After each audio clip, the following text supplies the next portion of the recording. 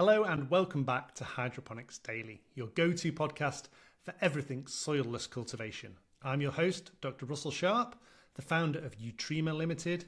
We make gold leaf, as it's called in the US, or liquid gold, as it's called in the UK, plus loads of other hydroponic and horticultural inputs, specialist inputs.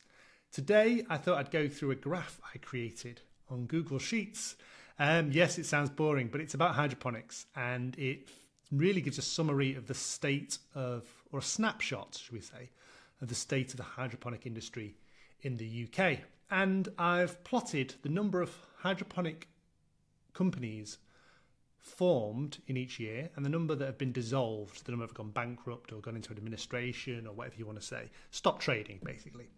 And it's really interesting because it obviously during lockdown and COVID, loads of companies were formed, but and far more than any other year in 2020. And obviously less companies were dissolved, but not as many as you would expect, considering the bump that hydroponics had, that really big bump in trading in 2020. And so that means that the people that were there trading had a really good year, and it wasn't just shared out. People were slow to catch on. And then there was an increase in companies stopping trading, going dissolved thereafter, and far more companies were being dissolved than were being created up until this year, 2025, where we're starting to see more companies being formed in hydroponics than are disappearing, which is great news. And we haven't seen a year like that since 2020, and then before COVID, 2018. So it's not all great news in hydroponics. If you look at Google Trends, you'll see there is a downward trend in the term hydroponics compared to other things, generic things in like propagation units or vegetable seeds. If you plot those two things together on Google Trends, you'll see hydroponics is still declining. And if you plot it against toilet brushes, you'll see toilet brushes have increased, which is, I always use toilet brushes because it's a good way of seeing a generic, standard, non-fancy product.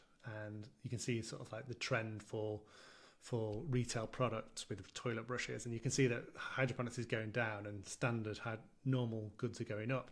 But perhaps people are spending more, and this is why it's not so much small players now, it's larger companies.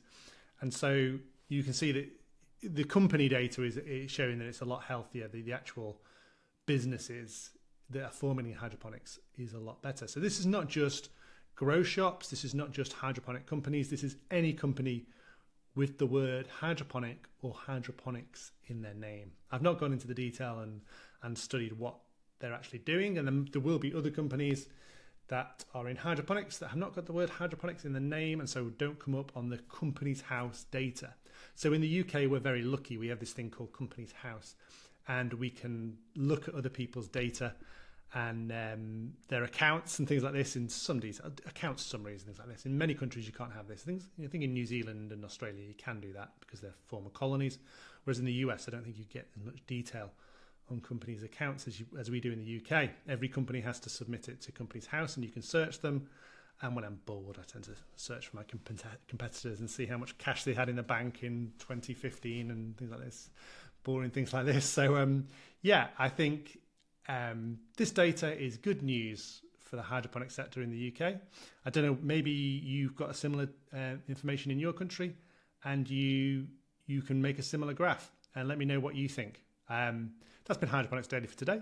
Nothing about science or growing. It's more about the state of the industry and where we think it's heading. And I think it's heading in a positive direction by the look of this. A maturing market that's coming out of a slump that was partly self-inflicted after COVID. So thank you very much for listening. And if you like this, please share it with any other hydroponic growers or anyone else in the industry. Thank you very much. Goodbye.